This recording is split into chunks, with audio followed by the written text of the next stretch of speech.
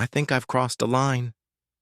The words clung to Claire Bennett's lips as her gaze followed Adrian Stone, the man she had just spent 20 minutes tearing apart management decisions with, as he stood from their table and strode toward the stage. A wave of applause rolled through the ballroom, and her chest hollowed with dread. This wasn't a casual chat with a mid-level manager, as she had assumed. She had been bluntly dismantling strategies in front of the company's chief executive, himself. The microphone hummed as he adjusted it, his expression calm, eyes sweeping across the audience until they landed squarely on her. For Claire, the moment stretched into eternity. What would come next could either collapse her carefully built career or crack open a door she never dared to touch. Before diving into Claire's unraveling night of corporate intrigue and unexpected twists, take a second to hit that like button. And subscribe. Your support keeps these real workplace dramas coming, stories that might just make you see your own office in a different light. Some people command attention the instant they enter a room. Claire Bennett managed the opposite. She could sit in a crowd without leaving a ripple. Not for lack of charm, her auburn hair and green eyes gave her a quietly striking presence, but because she had mastered the art of professional invisibility. At Meridian Foods, one of Portland's fastest-growing organic brands, Claire knew how to lean just out of the spotlight. In meetings, she sat angled behind someone taller, kept her comments concise, and slipped out before small talk ensnared her. It wasn't that she lacked talent. At 27, Claire had already earned a reputation as one of the company's most precise research analysts.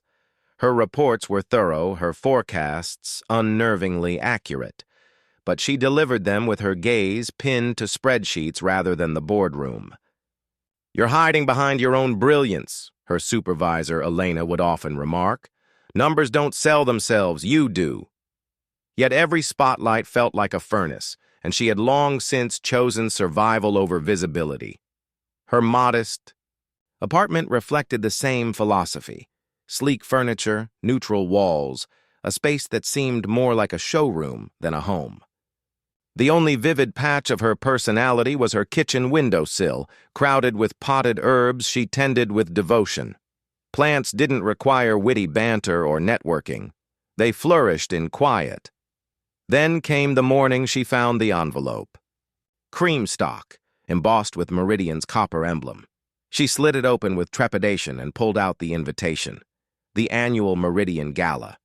3 hours of forced smiles, corporate pageantry, and champagne-laced chatter. This year, though, the word mandatory gleamed across the top in bold copper foil. "You'll have to go," Elena confirmed gently when Claire asked. "Everyone's expected. The executives are unveiling something major. Just show up, mingle a little, and slip out early if you must. But people need to know who you are." That was precisely what Claire feared. The following 10 days blurred into restless nights and endless self-doubt. She wrestled with dress choices, eventually landing on a deep sapphire gown, polished enough not to embarrass, muted enough not to stand out. She memorized conversation prompts about sustainability and growth initiatives, practicing her smile in the mirror until it felt less like a grimace. She even coached herself not to tilt her voice upward when stating her own name. On the night of the gala, the skies were unusually clear, stars shimmering as if conspiring against her wish for rain and a believable excuse to stay home. The Ellington Hotel gleamed ahead, its marble steps alive with the shuffle of well-dressed colleagues. Claire arrived fashionably late, 7:45 for a 7:00 invitation, hoping the initial chaos had already settled. Inside, the ballroom glowed with understated grandeur. Crystal chandeliers scattered golden light across ivory linens trimmed with copper accents. A quartet played soft jazz while servers weaved between tables with trays of champagne. Claire snatched a glass, then another, clinging to the comfort of something to hold. Clusters of co-workers filled tables, laughter rising above the music. Claire's pulse quickened. Everyone seemed to have found their orbit, leaving her adrift. Then she spotted it. A table near the floor-to-ceiling windows, nearly empty save for one figure. A man in a tailored charcoal suit, silver threading his hair, his focus fixed on the city lights beyond the glass. Relief bloomed. One stranger was infinitely better than inserting herself into an established group. "Excuse me," she ventured softly, clutching her clutch like a shield. "Is this seat free?" The man turned and she caught her breath. His features carried the kind of lived-in confidence money couldn't buy. Sharp eyes softened by faint smile lines. No name tag, she noted.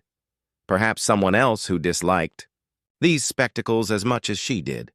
"Of course," he said warmly, standing briefly with old-world courtesy before settling back. "Please join me." As she sat, something eased in the air between them, as if both had been seeking the same escape. The din of the ballroom seemed to fade, leaving their little corner by the windows cocooned in unexpected calm. "Not a fan of these things either?" he asked, voice low, tinged with amusement. Claire hesitated, instinct urging discretion, but the kindness in his tone loosened her guard. Was it that obvious? The words escaped before her internal censor could catch them. Instead of the polite corporate laugh she expected, he gave a genuine chuckle. "Let's just say you had the same expression I wear at these things, like you're calculating the exact minimum time required before making a graceful exit." Something about his candor, coupled with the 2 champagnes warming her veins, loosened the tight knot of anxiety that had been lodged in Natalie's chest all evening. "My escape plan involves a fake phone call at 9:30, she admitted with a small smile. "Terrible news that absolutely requires my immediate attention." "Impressive commitment," he nodded approvingly. "I usually just slip out the service entrance. The kitchen staff are far less judgmental than the networking crowd." His comfortable unpretentiousness was so unexpected that Natalie found herself relaxing further. He didn't seem interested in discussing quarterly projections or organizational restructuring, the usual mind-numbing topics that dominated these gatherings. "I'm Elliot, by the way," he said, offering his hand. "Natalie Winters." She accepted the handshake, noting his firm but not domineering grip. "Marketing department, right?" he asked, surprising her. "How did you know?" In 4 years, she'd rarely been recognized even by people on her own floor. He gestured vaguely. "I make it my business to know who's who." Before she could question this further, he smoothly changed the subject. "How long have you been with Green Horizons?" "It's someone 4 years next month," she replied. "And how has that experience been for you?" Something in his tone suggested genuine interest rather than perfunctory small talk. Perhaps it was this perception of authenticity, or maybe the 3rd champagne that a passing waiter had somehow materialized in her hand. But Natalie found herself answering honestly, professionally, or existentially. His eyebrows rose slightly, interest kindling in his expression. "Both, if you're willing to share." "Professionally, adequate." She traced the stem of her glass thoughtfully. "The work is precise, predictable. I create reports that disappear into the corporate void. I attend meetings where everyone agrees with whoever spoke first." She stopped herself suddenly, aware she was veering dangerously close to company criticism with a stranger. "And existentially," he prompted gently. Natalie took another sip. Liquid courage for increasingly dangerous honesty. "Existentially, I sometimes wonder if I'm actually making any difference at all. We sell organic food products which should feel meaningful. But most of our marketing strategies involve manufactured authenticity. Pretty pictures of farms we don't actually source from, testimonials from real people who are actually paid actors." The moment the words left her mouth, professional alarm bells clanged in her head. She'd just criticized company practices to an unknown colleague. "I shouldn't have said that," she added hastily. Instead of looking scandalized, Elliot leaned forward with increased interest. No, you absolutely should have. Authenticity is rare in this industry, in any industry. Most people spend these events carefully curating every word to advance their agenda. It's refreshing to hear someone speak their actual thoughts. His validation eased her momentary panic. What about you? She ventured. How long have you been with the company? Since the beginning, he replied with a cryptic smile. But enough about corporate hierarchies. Tell me, if you could change anything about how Green Horizons operates, what would it be? The question was so unexpected, so contrary to the careful professional script that Natalie found herself answering before her usual filters could engage. She spoke about how the company could embrace actual transparency instead of just claiming it in press releases, how they could feature real customers and their stories instead of polished fictions, how their considerable resources could educate consumers about sustainable food choices without resorting to fear tactics or greenwashing. The frustrating thing is we wouldn't even need to lie, she said, animation creeping into her usually measured voice. Our products actually are ethically sourced. Our supply chain actually is more sustainable than competitors. But instead of showcasing that authentic story, we follow the same manipulative marketing playbook everyone else uses. It's like we don't trust that the truth is enough. Throughout her unexpected monologue, Elliot listened with an intensity Natalie rarely encountered, as if her words actually mattered. Not once did he glance at his phone or scan the room for more important conversation partners. In the carefully choreographed dance of corporate networking, his undivided attention felt almost subversive.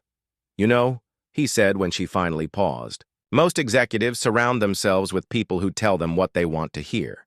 They end up living in a bubble of affirmation until reality eventually bursts it, usually catastrophically. Before Natalie could respond, the room's lighting shifted subtly. A spotlight illuminated the stage at the front of the ballroom as the company's signature emerald logo appeared on giant screens. Ladies and gentlemen, the MC's amplified voice cut through the ambient chatter. Please welcome to the stage the visionary behind Green Horizons' remarkable growth, our founder and CEO, Elliot Harrington. The world seemed to tilt beneath Natalie as her dinner companion, the man she'd just spent 20 minutes candidly criticizing company practices to, rose from his chair with a small apologetic smile. Duty calls, he said quietly. Thank you. For the most honest conversation I've had in months. As he walked toward the stage amidst enthusiastic applause, Natalie sat frozen in her chair, the full horror of the situation washing over her in waves. She hadn't been speaking to some random middle manager or fellow corporate drone. She'd been freely criticizing marketing strategies to the literal founder and CEO of the entire corporation, the man who could fire her with a single email. Through the roaring in her ears, she barely heard Elliot announce the company's expansion into European markets. She didn't register the unveiling of the new product line. Her mind was too busy cycling through increasingly desperate career alternatives now that she'd effectively sabotaged herself at Green Horizons. Barista, Uber driver. Moving back to her parents' house in Michigan when the speech concluded to thunderous applause, Natalie seized her moment of invisibility amidst the commotion. She slipped out of the ballroom without a backward glance, certain that her career at Green Horizons had just met its inglorious end. Music morning arrived with the particular cruelty reserved for days after professional humiliation. Natalie's alarm blared at 6 a.m., mocking her with its assumption that she still had a job. She briefly considered calling in sick, her first in 4 years, but quickly dismissed the idea. Delaying the inevitable wouldn't change the outcome. The Green Horizons headquarters had never looked more intimidating. Inside, she kept her eyes downcast, convinced everyone could somehow sense her catastrophic faux power from the previous night. To her surprise, her keycard still worked. Her desk remained untouched. No security guards waited to escort her out, just the usual Monday morning symphony of keyboard clicks and muted conversations. Perhaps, Natalie reasoned, Elliot Harrington met so many people at these events that their conversation had already faded from his memory. She would focus on work, while she still had some to do. She had just opened her email when a calendar notification appeared. 10:30 a.m. Strategic Marketing Initiative Executive Conference Room, E. Harrington, CEO. Natalie stared at the E-screen in disbelief. An individual meeting with the CEO less than 24 hours after she'd criticized his company's entire marketing approach. Her stomach clenched as she realized he probably wanted to fire her personally. At 10:25, she walked toward the executive floor with the dignified resignation of one approaching the gallows. As she gave her name to the receptionist, another voice cut through the hushed atmosphere. Well, Natalie Winters gracing the executive floor. To what do we owe this unusual pleasure? Malene Carter approached with the precise click of designer heels against marble. At 38, she was everything Natalie was not. Confident to the point of aggression, politically savvy, and relentlessly ambitious. As marketing director, she had a reputation for claiming credit for subordinates' successful ideas while ensuring failures landed on others' shoulders. "Mr. Harrington requested a meeting," Natalie replied, trying to keep her voice neutral. Something sharp flickered in Malene's perfectly made-up eyes. "Did he? Now, I wasn't aware you two were acquainted." Before Natalie could respond, the receptionist interrupted. "Miss Winters, Mr. Harrington will see you now." Malene's smile didn't reach her eyes. "Best of luck, Natalie." Elliot can be demanding. The familiarity with which she used the CEO's first name was clearly intended to establish hierarchy. Elliot's office surprised her with its personal touches, worn paperbacks, a small herb garden, and photographs of community projects. Nothing like the sterile minimalism she'd expected. "Mr. Harrington, about last night, I want to apologize for my inappropriate comments," she began nervously. He raised a hand, stopping her. "First, please call me Elliot, and second, you have absolutely nothing to apologize for. Your comments are exactly why I wanted to meet with you today." Natalie blinked in confusion as he continued. "Your critique was the most honest feedback I've received in years. Everyone else is too concerned with telling me what they think I want to hear." He pushed a folder across the desk titled Authentic Horizons Initiative. "I'm launching this initiative to realign our marketing with our actual values, and I want you to lead it." "Lead it? But I'm just an analyst. Surely Malene or someone with more experience." "Experience in perpetuating the problem isn't what we need," Elliot interrupted gently. "We need fresh perspective from someone who sees clearly what we've become versus what we should be. That's you." "I'll need to think about it," she said finally, surprising herself. Rather than appearing disappointed, Elliot seemed pleased. "Good. Don't answer from fear. Think about whether this aligns with your values." As Natalie left, she nearly collided with Malene, who was clearly lingering nearby. So Malene's tone was casual, but her eyes were sharp. "Still. Femp employed, I see. Actually, I've been offered a project leadership role," Natalie replied.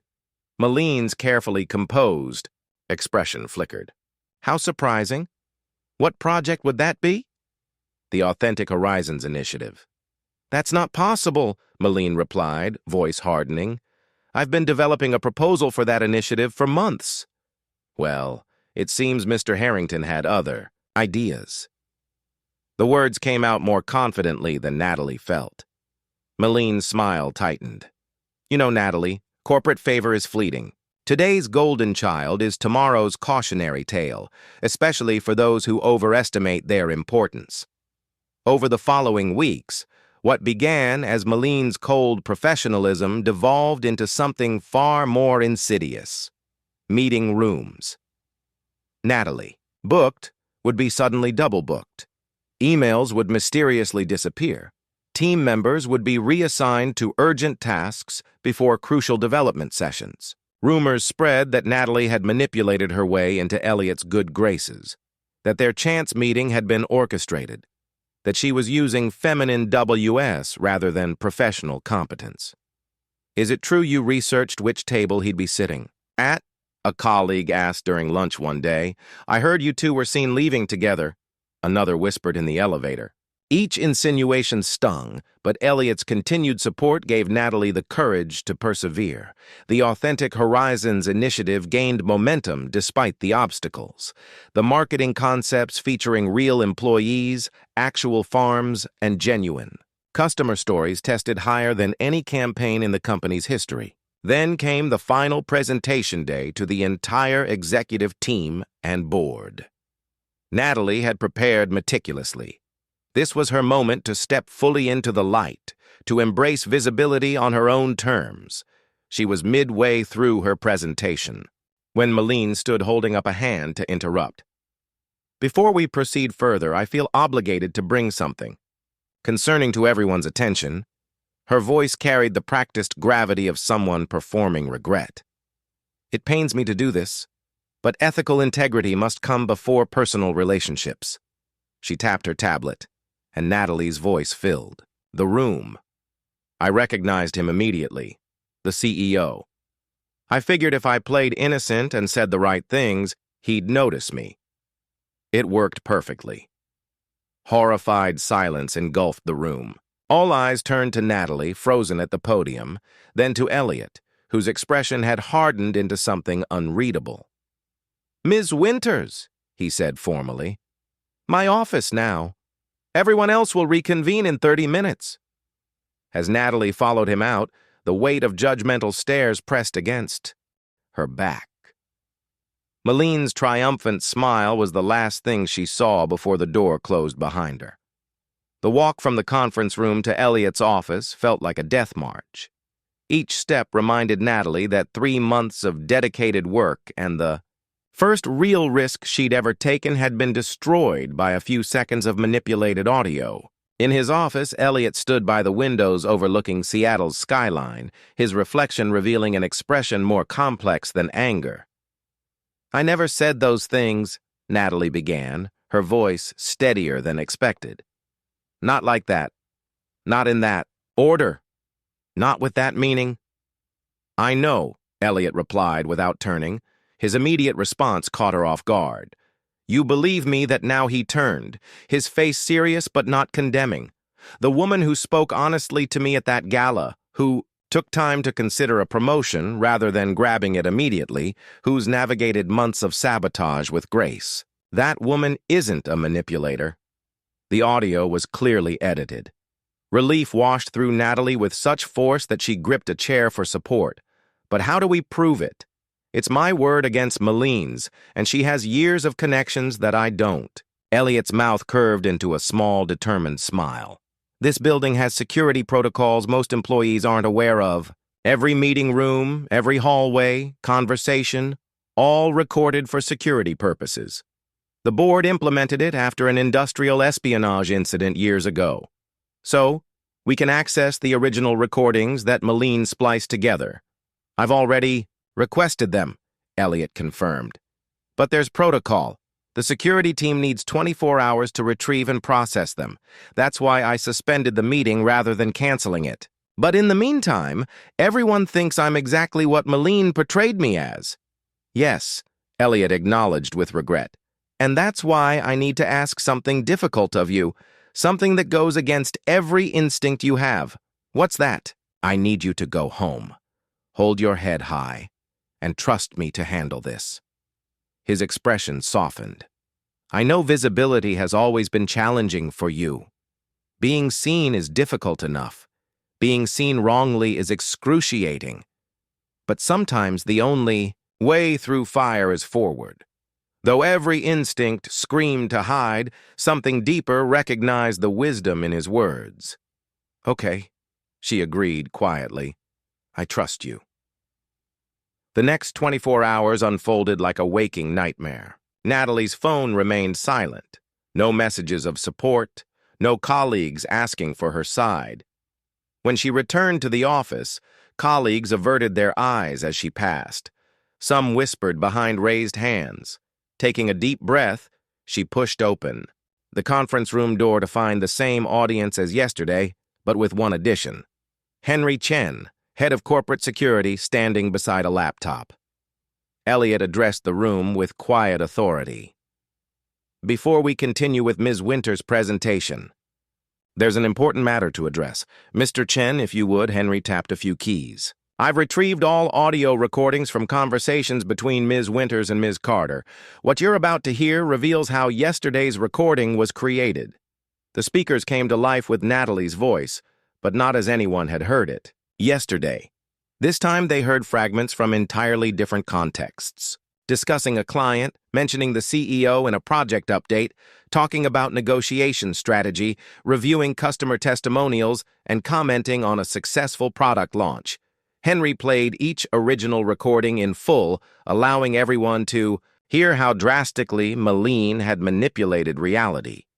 With each revelation, Natalie could see the doubt in her colleague's eyes, transforming into indignation on her behalf. Security logs also show Miss Carter accessing audio editing software during unusual hours. Henry continued. The metadata confirms it was created on her device. Elliot thanked Henry before addressing the room gravely. What we witnessed yesterday was a profound violation of our core values. Miss Carter, please report to HR immediately.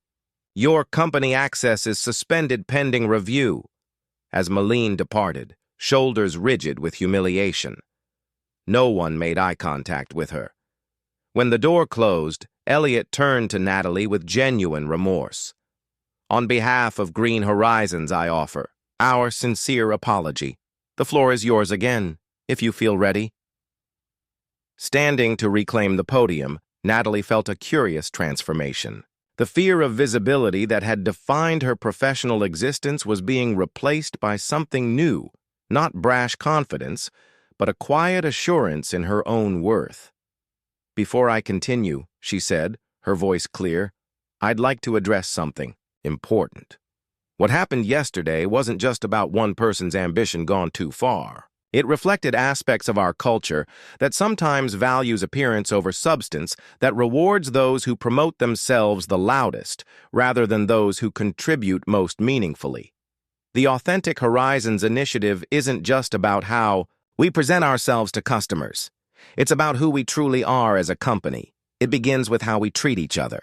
As she resumed her presentation, Natalie noticed the executives leaning forward with genuine interest.